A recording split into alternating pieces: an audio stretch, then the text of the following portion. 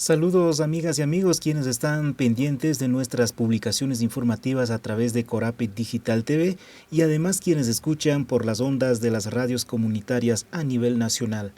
Los pueblos, las organizaciones y nacionalidades en estos últimos tiempos se van apropiando mucho más del ejercicio del derecho a la justicia indígena que está consagrado en la Constitución vigente, frente a la realidad de la inseguridad que se está enfrentando en el país.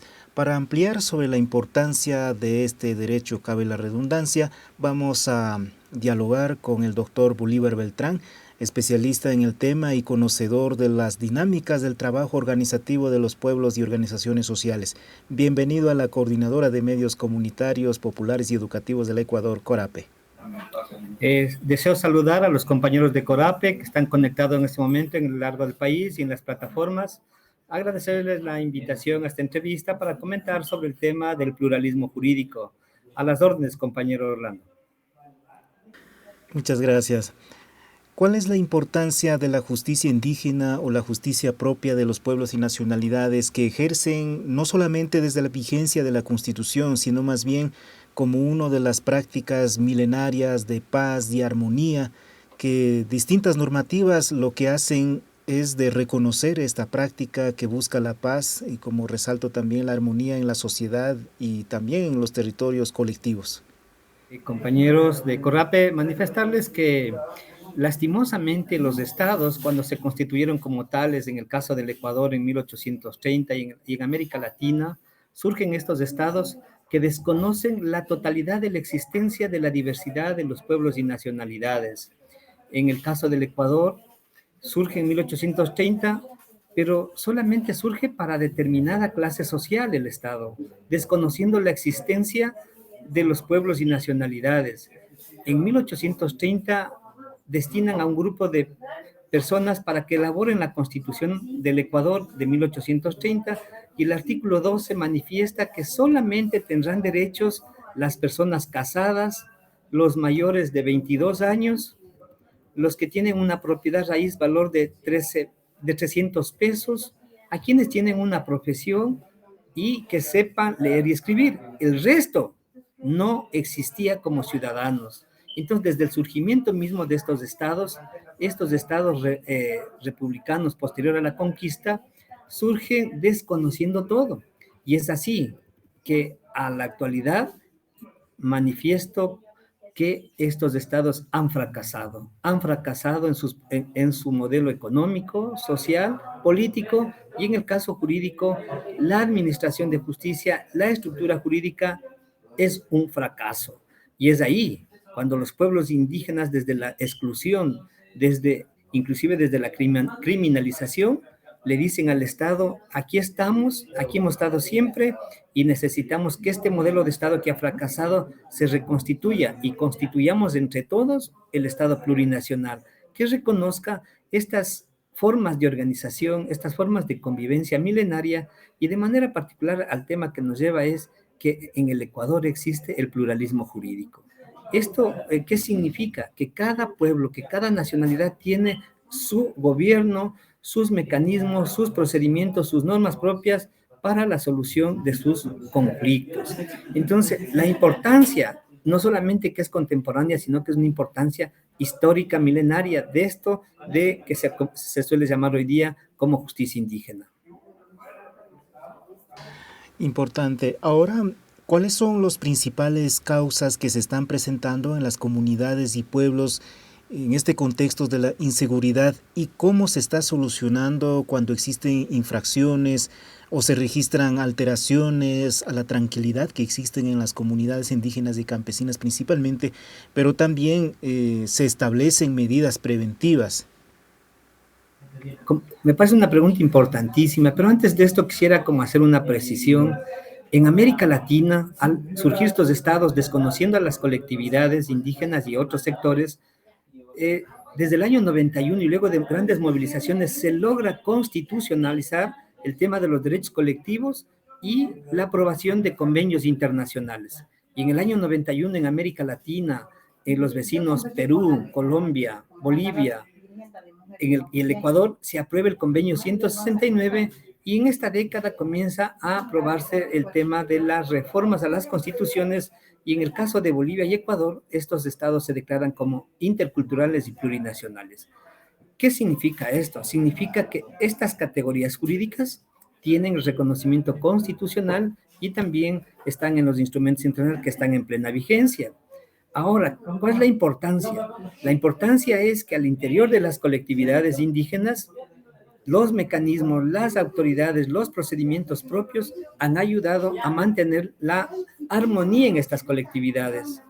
Pero no podemos dejar descuidarnos que con el avance del tiempo y con las relaciones con las sociedades no indígenas y todo el tema económico, sobre todo el tema económico, que es un estado en disputa, es un estado que acumula, es un estado capitalista, comienza a imponerse la propiedad privada y con todas sus secuelas. Y es ahí cuando en las colectividades indígenas comienzan a haber conflictos de toda índole, y los compañeros y compañeras en asambleas van resolviendo sus problemas amparados en estos derechos constitucionales y en sus procedimientos propios. Entonces, la importancia es que al interior de las colectividades siempre han venido implementando lo que se suele llamar como justicia indígena.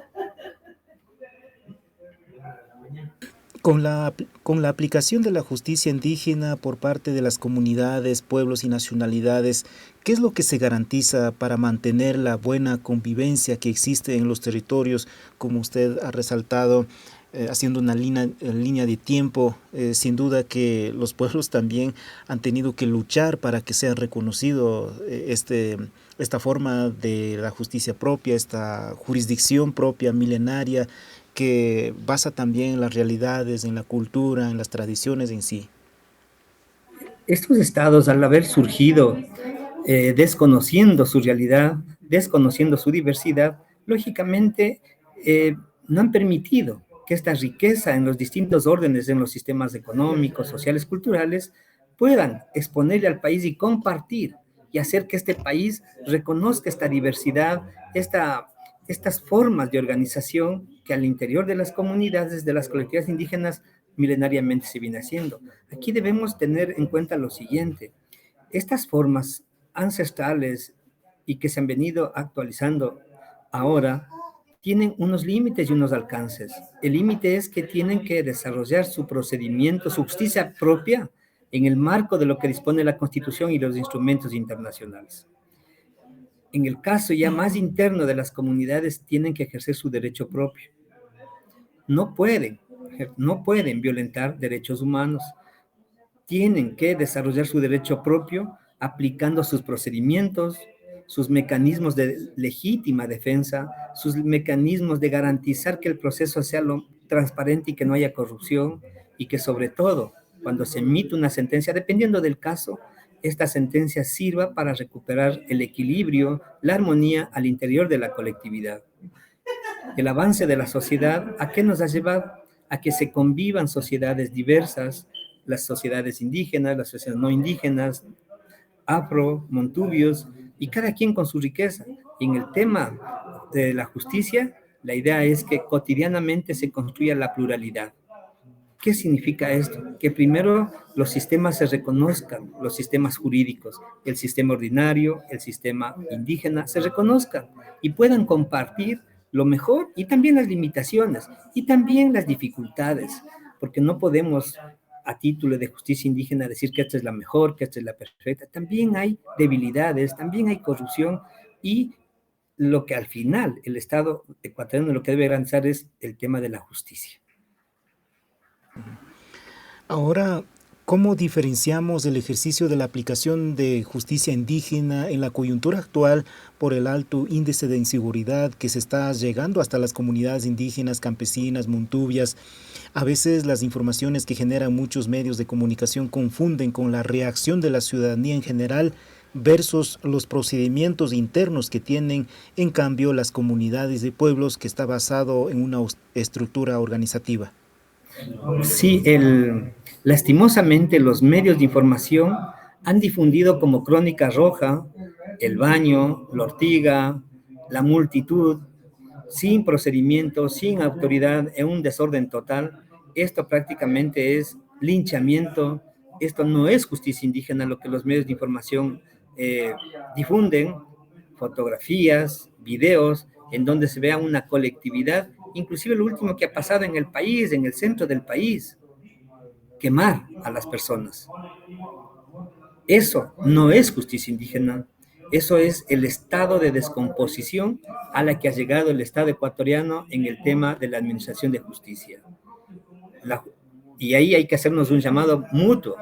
La justicia ordinaria, la estructura de la justicia ha fracasado y la justicia indígena, con estas prácticas, lo que están provocando es que caigamos en un tema de descomponer la riqueza de la justicia indígena, porque la riqueza de la justicia indígena es que en asamblea plenamente organizada, bajo la dirección de sus autoridades, con el proceso debido, con la legítima defensa, con la contradicción de pruebas y alegatos, pueda emitirse una sentencia y recuperarse el equilibrio.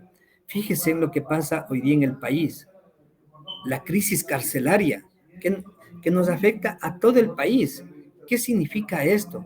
Significa que hay una lucha por el poder del control territorial de mafias organizadas a nivel nacional e internacional, de por medio narcotráfico, corrupción, hacinamiento, asesinatos en las cárceles. Esto es la expresión de la descomposición del Estado en lo que tiene que ver con el control y la soberanía del Estado ecuatoriano y sobre todo de la justicia, porque hay impunidad.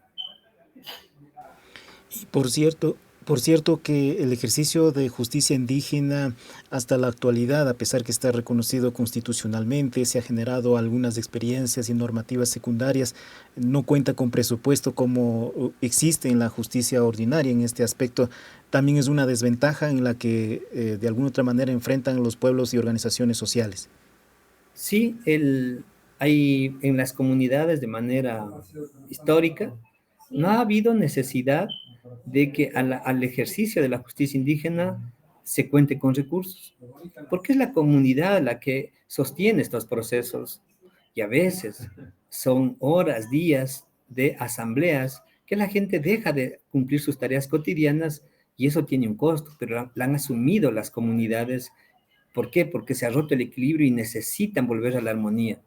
Esto a lo mejor parezca algo romántico el tema de la armonía, pero en las comunidades indígenas es gravísimo cuando pasa un hecho que a todo el mundo le altera y no pueden trabajar bien, no puede haber una convivencia diaria, normal, y lo que intentan en conjunto es recuperar eso de la armonía.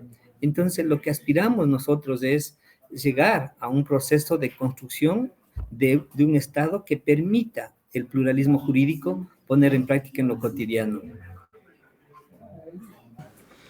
La justicia indígena es un procedimiento constitucionario y colectivo. Los pueblos y las nacionalidades son sujetos de este derecho que está reconocido en la Constitución actual en caso de nuestro país y también en los instrumentos internacionales que garantizan el ejercicio del mismo.